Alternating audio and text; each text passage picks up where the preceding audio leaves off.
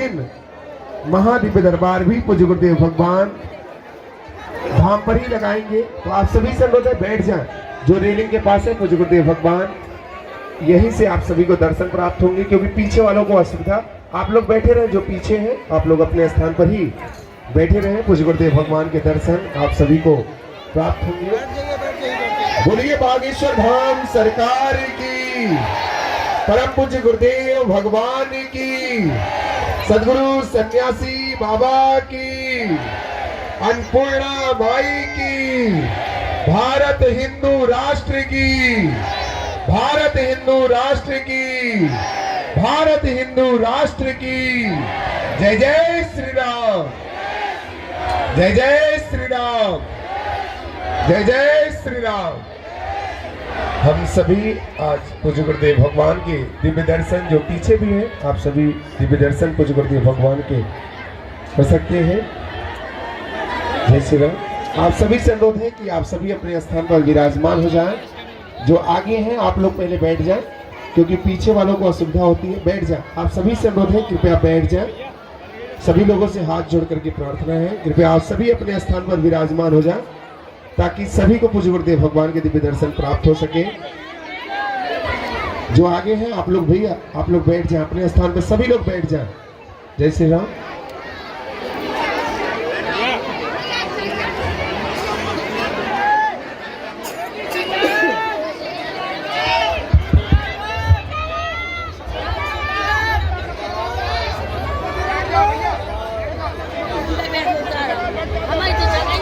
अस्तुत्थामा बलर्व्यासो हनुमानस्य विभीषणः कृपा परशुरामस्य सप्तैते चिरजीवनः।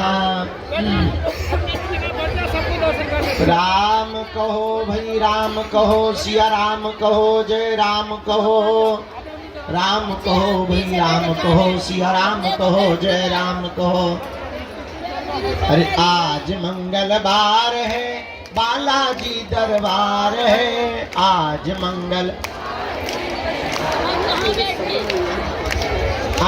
मंगलवार है, बागेश्वर का दरबार है। आज बोलो जय जयकार है। आज मंगलवार है, बोलो जय जय। आज मंगलवार है, महावीर का बार है। आज बागेश्वर दरबार है। आज मंगलवार है, बागेश्वर। गाइए, अरे भैया खाओ पियो नैया का। अरे आज मंगलवार है, महावीर का बार है।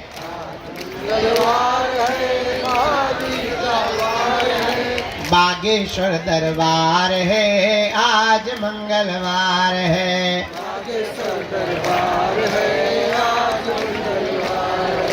सच्चे मन से जो भी भैया बागेश्वर में आता है,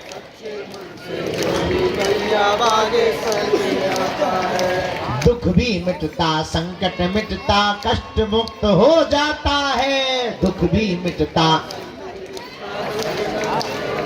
फिर तो चारों दिशाओं में होती जय जयकार है।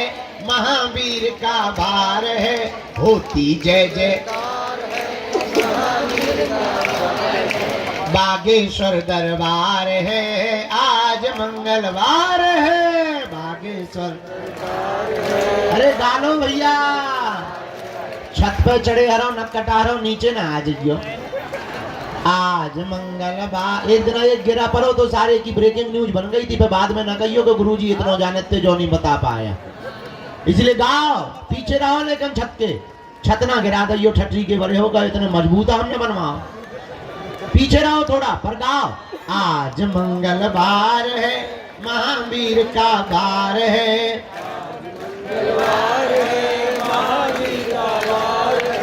बागेश्वर दरबार है जी, आज मंगलवार है। बागेश्वर बागेश्वर दरबार है, आज मंगलवार है बागेश्वर हम तो बालाजी के बालाजी हमारे हैं हम तो बालाजी हमारे हैं हम तो राम जी के राम जी हमारे हैं हम तो राम जी के राम जी हमारे हैं हम तो गुरु जी के गुरु जी हमारे हैं हम तो गुरु जी के गुरु जी हमारे हैं हम तो बालाजी के बालाजी हमारे हैं हम तो बालाजी के बालाजी हमारे हैं जो नर बागेश्वर आता है बागेश्वर आता है वह सकल पदार्थ पाता है पदार्थ पाता है वो तो संकट मुक्त हो जाता है वो तो संकट मुक्त हो जाता है वो तो गुरु चरणों को पाता है वो तो को पाता है जो नर बागेश्वर आता है भैया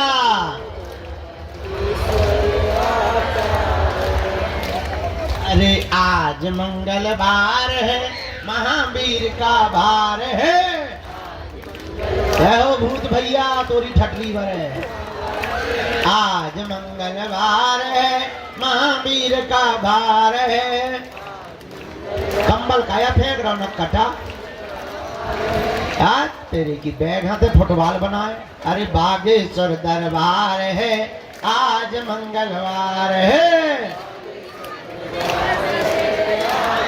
इसलिए गाओ हम तो बालाजी के बालाजी हमारे हैं हम तो बालाजी के बालाजी हमारे हम तो बागेश्वर के बागेश्वर हमारे हैं तो बागेश्वर के बागेश्वर हमारे हम तो गुरु जी के गुरु जी हमारे हैं हम तो गुरु जी के गुरु जी हमारे हैं हम तो राम जी के राम जी हमारे हैं तो राम जी के राम जी हमारे हैं ये तो प्राणन से भी प्यारे हैं से भी प्यारे हम तो बालाजी के बालाजी हमारे हैं तो बालाजी के बालाजी हमारे जो नर बागेश्वर आता है जो नर बागेश्वर आता है वह सकल पदार्थ पाता है वह सकल पदार्थ पाता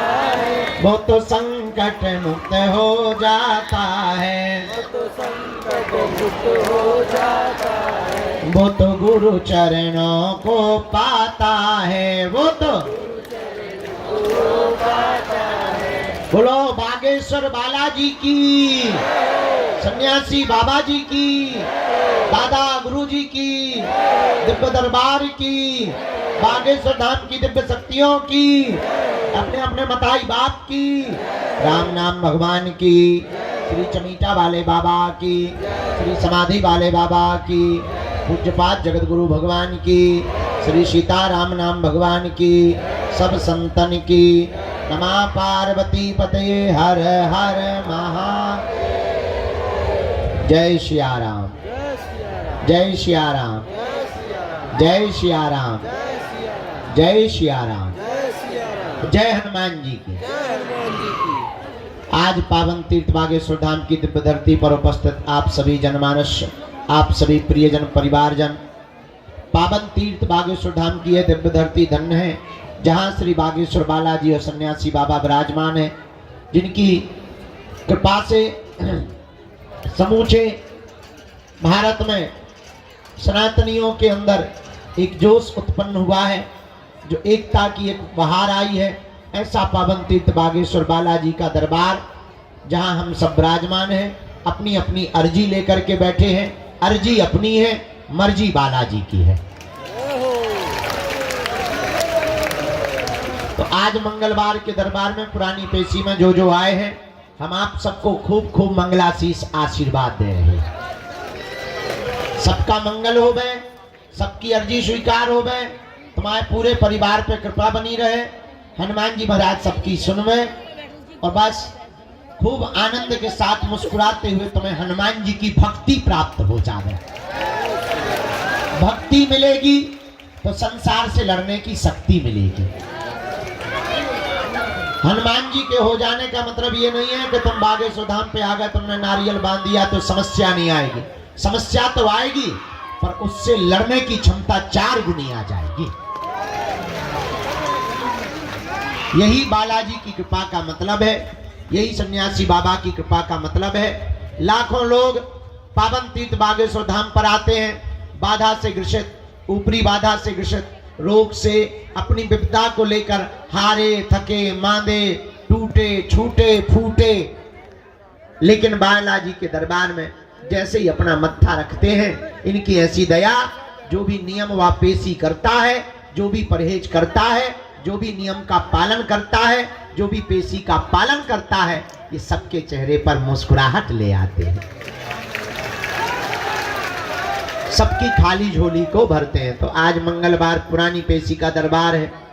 हम तो रात तक भभूति बांटते रहे, चूंकि कल कह दिया था कि भभूति शुरू करेंगे, तो कल जितने हमें मिल गए उनको हमने भभूति, तुम्हें नहीं मिली तो कहा हम क्या कर लगी भाई, हमने तो बांटी है, तुम्हें नहीं मिली तो कहे हम आत्महत्या कर लगिएगा भाई। हम तो 2 बजे लो बांटत रहे ना, 1-1:30 बजे लो बांटत रहे, फिर हम थक गए थे। अब आज सबको मिलेगी, ठीक है? हाँ, अपराध मत खाना तुम। कक्का बैठ जा, बैठ जा, बैठ जा, बैठ जा, खड़ो ना, वो पीछे बाण नहीं दिखा रहा। ए बैठ तो जा, हम मालिक बैठ जा, धरती में है कि सिंहासन लग गए तो कक्का। जय सीताराम। कल भभूति देर तक बांटते रहे, फिर सुबह मंगलवार था इसलिए जल्दी थोड़ा सा लुढ़क गए, और अब तैयार है, अब पूजा पाठ करके नियम करके तैयार है। अब जो भी है, तो पुरानी पेशी का दरबार भी लगाना है, और मन कर रहा है नई अर्जी का भी दरबार लगा दें। जो हॉल में बैठे वो भर गाली बकेंगे हमको, पर अब उनकी गाली हमें सुनाई नहीं दे रही है, क्योंकि हम बाहर आ गए। जय सिया राम। तो दरबार थोड़ी देर लगा लेते हैं, जितनी अर्जी लग जाए उतना अच्छा है। तो कहते हैं जितने मुसलमान बने उतने रोजा घटे।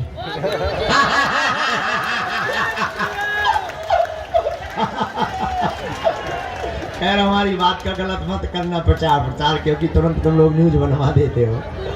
I am very very not sorry. गाँव में ऐसी कहावत है, लोग कह देते हैं, हमें को नहीं कहना चाहिए, लेकिन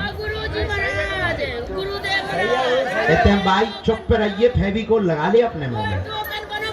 हाँ, तो अब आज जो है मंगलवार का दरबार है, हमें कल भी यहाँ रुकना है, कल भी दरबार लगाएंगे।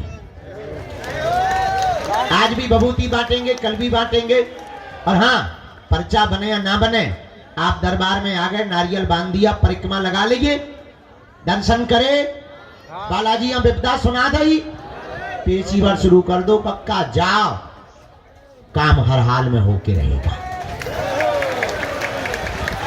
बाई ते बैठ जा, जगत जननी भवानी बैठ, होशियार ना बन जाता, बैठ जाते हैं, बनी ठनी आई से होशियार बन गए, बैठ जा। तो बालाजी के दरबार में ऐसी लीला है, कृपा है, भले ही पर्चा ना बने, पर वो जो है सबकी अर्जी को स्वीकार करते। क्या करते हैं? कुछ लोग कहते महाराज हमारी अर्जी नहीं लगी है। अरे भाई, अर्जी का मतलब पर्चा का बनना नहीं है, नारियल बांध देना, परिक्रमा लगा लेना और बालाजी का तुमको बुला लेना, यही अर्जी लगना है। और हमारा तो उद्देश्य ही अलग है। हम चाहते हैं तुम्हें दरबारों में ना भटकना पड़े, हम चाहते हैं तुम्हें दर दर ना भागना पड़े, हम चाहते हैं तुम्हारी आंखों में आंसू ना रह गए, हम चाहते हैं तुमको धक्के ना खाने पड़े, हम चाहते हैं कोई तुम्हारी मजाक ना बनावे, हम चाहते हैं तुम गुरुओं के चक्कर में ना पड़ो, हम चाहते हैं तुम सदा सदा के लिए हनुमान जी के चक्कर में पड़ो।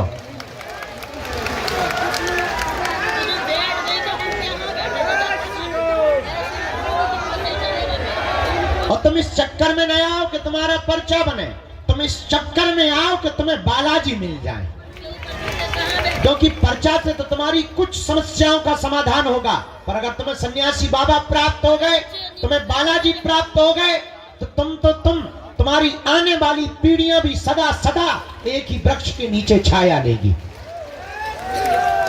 ऐसा पेड़ मत लगाओ जिसमें केवल तुम्हें छाया मिले, ऐसा वृक्ष लगाओ कि तुम्हारी आने वाली पीढ़ियों को भी छाया मिले। वो एक ही वृक्ष है, उसका नाम है हनुमान जी की भक्ति। चारों युग परिताप है परिसिद्ध। हनुमान जी की भक्ति का ऐसा परिताप है कि चारों युगों में व्याप्त है। एक बात तुम याद रखना मेरे पागलों, तुम्हें बनाई हुई बातें, तुमको प्रेषित की हुई शब्दें, तुमको बताए हुए उदाहरण लाखों मिलेंगे। एक बात और याद रखना, हमारा उद्देश्य बहुत उल्टा है, हम थोड़ा उल्टा जीवन जीते हैं, हम बहुत विचित्र तरीके से जीवन जीते हैं। हम ये कभी विचार नहीं करते कि हम तुम्हारा पर्चा बना पाए, या तुम्हारी मन की बात बता पाए, या तुमको आश्चर्यचकित कर पावे, या तुमको कोई चमत्कार दिखा पावे, या तुमको किसी शक्तियों के बारे में आभास करा पावे। हमारा उद्देश्य सिर्फ इतना रहता है, तुम्हारा पर्चा बने या ना बने, तुम हनुमान जी के हो जाओ और तुम्हारा काम सफल हो जाए। इससे बड़ा कोई चमत्कार नहीं है, इससे बड़ी कोई लीला भी नहीं है। तुम जिस लिए आए हो वो काम सफलता के लिए आए हो। हम चाहते हैं कि तुम्हारा काम सफल हो जाए, पर एक बात याद रखना, भटकोगे तो खटकोगे, अटकोगे तो पा जाओगे। उनके चरणों को पकड़ लो, कब तक नहीं सुनेंगे। कबहू तो दीन दयाल के भनक पड़ेगी कान, कभी तो वो सुनेंगे। हाँ, भगवान के घर देर है, क्या नहीं है, अंधेर नहीं है। तंत्र मंत्र तांत्रिकों के चक्करों में तुम्हें बातें बहुत मिलेंगी, ठड़ूला मिलेंगे बात, लेकिन बहुत ज्यादा जीवन में तुमको एक लंबे समय तक के लिए सुख और आनंद पाना है, जन्म जन्म के लिए तुम्हें कृपा पानी है, उसके लिए तुम्हें हर हाल में हनुमान जी का बनना ही पड़ेगा। आज की बात तुम्हें हमारी कड़वी लग सकती है, आज की बात तुम्हें यह भी लग सकती है कि शायद इस प्रकार से बातें क्यों कर रहे हैं। तुमसे ज्यादा विचित्र आदमी हमने दुनिया में देखा नहीं है। तुम 4 दिन में अपना गुरु बदल देते हो, तुम महीने भर में अपने भगवान बदल देते हो, तुम दरबार बदल देते हो, कुछ लोग तो अपना धर्म तक बदल देते हैं। हमें तुम लोगों से ज्यादा वाहियात आदमी नहीं दिखाई पड़ा। हम यही तुमको शिक्षा देंगे, तुम हमारे भी चक्कर में मत पड़ो, तुम हमारे भी पीछे मत पड़ो, तुम हमारी भी बातों में मत आओ। उठ जाओ, खड़े हो जाओ। जिनसे हमारी बिगड़ी बनी, जिनसे लाखों लोगों की बिगड़ी बनी, तुम भी उन्हीं बालाजी और सन्यासी बाबा के हो जाओ। वो सब सुन रहे हैं, वो सब देख रहे हैं, उन्हें सब आभास है।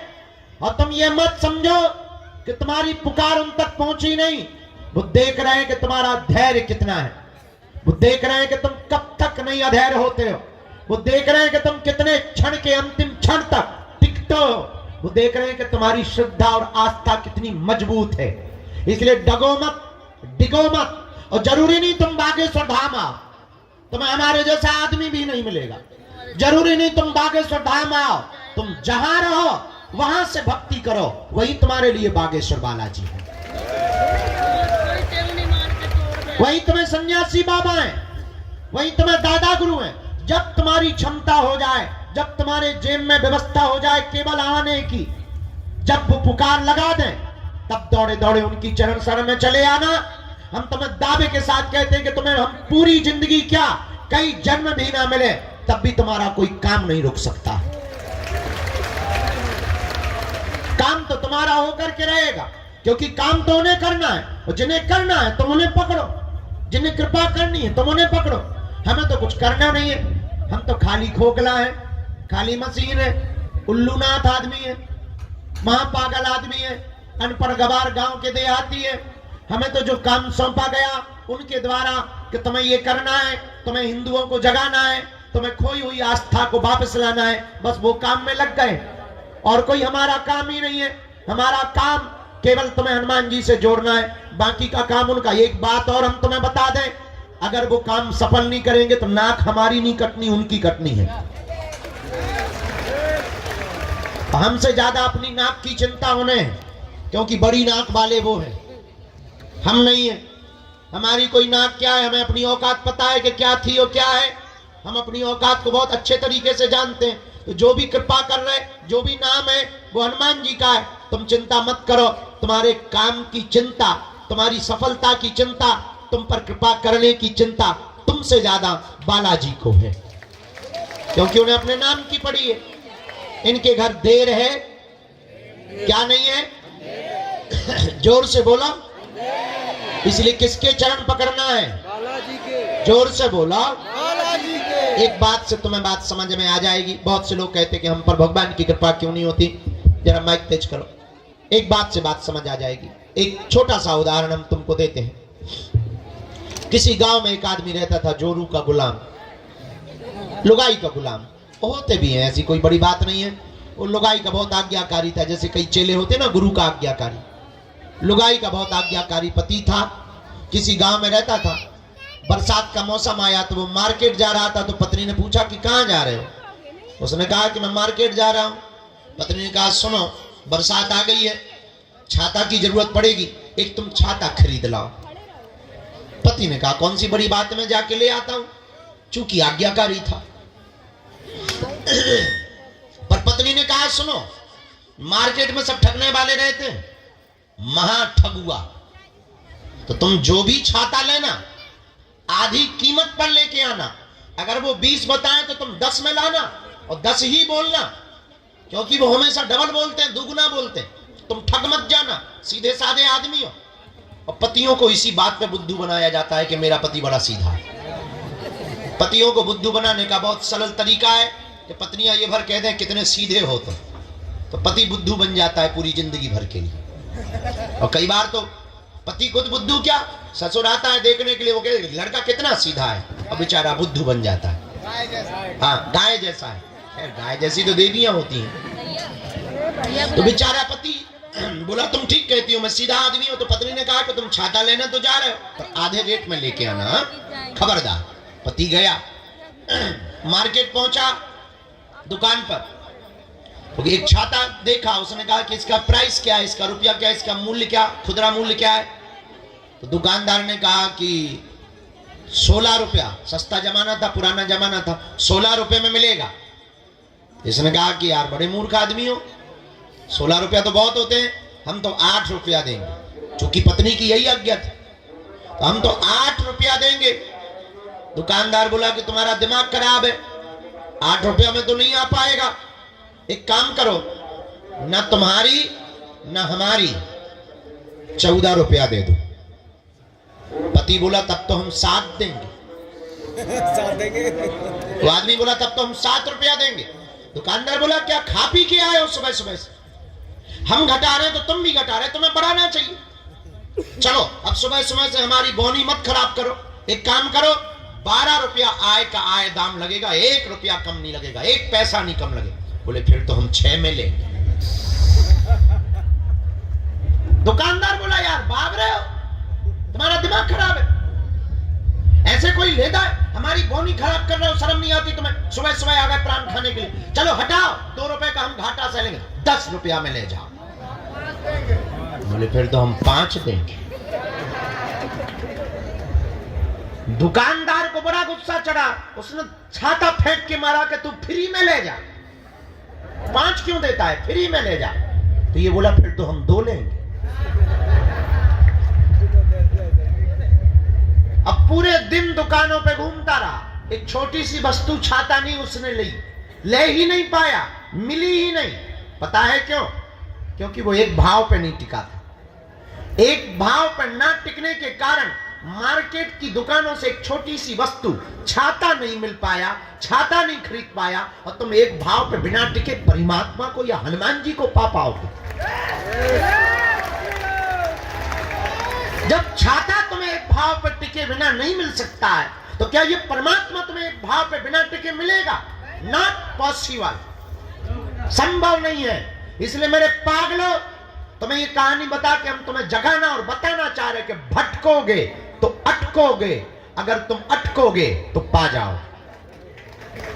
भटकोगे तो एक दिन तुम्हें अटकना पड़ेगा, और हो सकता है तुम्हारी मनोदशा ऐसी हो जाए। मनोवैज्ञानिक कहते हैं, विदेशी दार्शनिक भी कहते हैं कि कई बार, बहुत बार जब धक्के खा लेते हैं तो आदमी का भगवान से भरोसा उठ जाता है, डॉक्टरों से उठ जाता है, गुरुओं से उठ जाता है, टीचर्स से उठ जाता है, पड़ोसियों से उठ जाता है। बहुत धक्के खा लेने के बाद भरोसा उठ जाता है। हो सकता है तुम्हारा भरोसा उठ जाए, पर तुम्हें भगवान पे भरोसा ना हो, और कई बार भगवान तुम्हें मिल भी जाए तब भी तुम्हें लगे अरे इसे समय से ही होते। हो सकता तुम असली हीरा को पत्थरों की तरह फेंकते रहो। इस बात से यूं भी समझो, एक कथा से तुम्हें ये बात समझ आएगी, फिर दरबार लगाते। किसी गांव में एक राजा रहता था। राजा बहुत सम्राट था और पहुंचा हुआ राजा था। उससे सब मिलने के लिए आते थे। और आपने शायद एक कहानी सुनी हो, बहुत प्रसिद्ध कहानी रही, एक पुस्तक चली थी बहुत पहले, आपने उसको पढ़ा होगा, हमने तो बहुत पढ़ा, बेताल पच्चीसी। बेताल पच्चीसी की कहानी आपने पढ़ी होगी कि बेताल वो पीछे चिपक जाता है। उसका सीरियल भी बाद में बना, टीवी पिक्चरों में उसका सीरियल भी बहुत आया। तो बेताल पच्चीसी नाम की एक पुस्तक छपी थी। उसमें एक कहानी बहुत अद्भुत थी, वो हमें बहुत काम की लगी। कि एक बार विक्रमादित्य राजा बैठे हुए थे, उसी समय कोई फक्कर महात्मा, फकीर गांव के महात्मा आए। राजा रोज सुबह बैठते थे, लोग उपहार लाते थे, कोई माला लाता था, कोई पैसा लाता था, कोई मोहरे लाता था, कोई सोना लाता था। राजा अपने मंत्री को देता जाता था, राजकोष में लिखता जाता था। एक साधु आया, उसने एक फल दिया।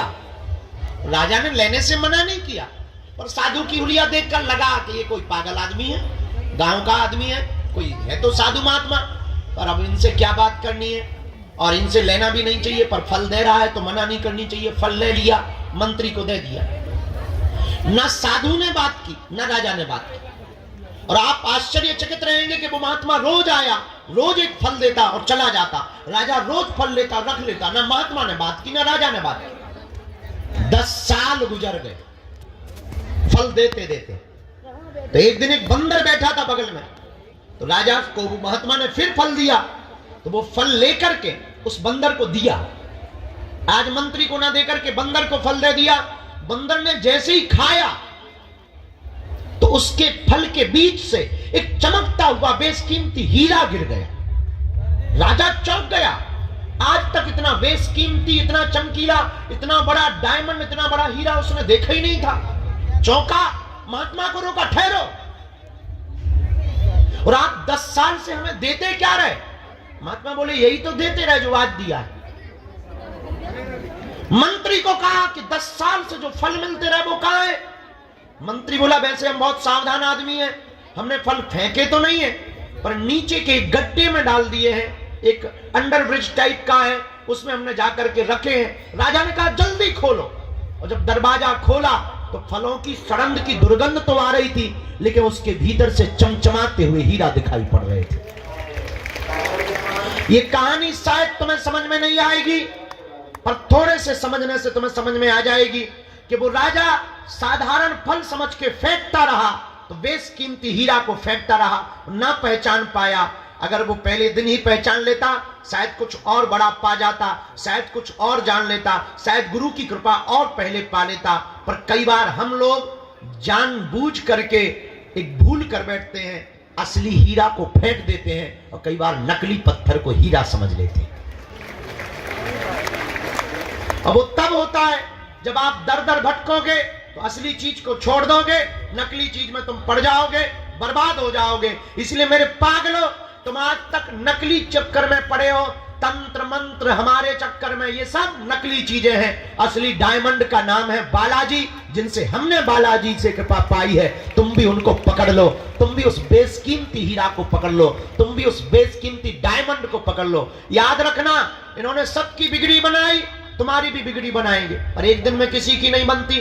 हमें भी 12-12 साल तक माथा रगड़ना पड़ा, हमको भी धक्के खाने पड़े, गालियां खानी पड़ी, सेवा करनी पड़ी, रातों भर जगना पड़ा, दिनों भर मंत्र जाप करने पड़े, दिनों गुरुओं के पास जाना पड़ा, गुरु की सेवा करनी पड़ी, सन्यासी बाबा की उपासनाएं करनी पड़ी, तब जाकर के छोटी मोटी सी किरण, छोटी मोटी सी जुगनू, छोटी मोटी सी आशीर्वाद, छोटा मोटा से चरणों का प्रसाद मिल पाया। ये भी एक दिन में नहीं हो पाया, 12 साल लग गए। आप चाहो कि 12 दिन में तुम्हें हो जाए तो शायद इतनी बड़ी घटना नहीं हो सकती है। याद रखना, बिल गेट्स को एक बहुत अमीर आदमी है दुनिया का। बिल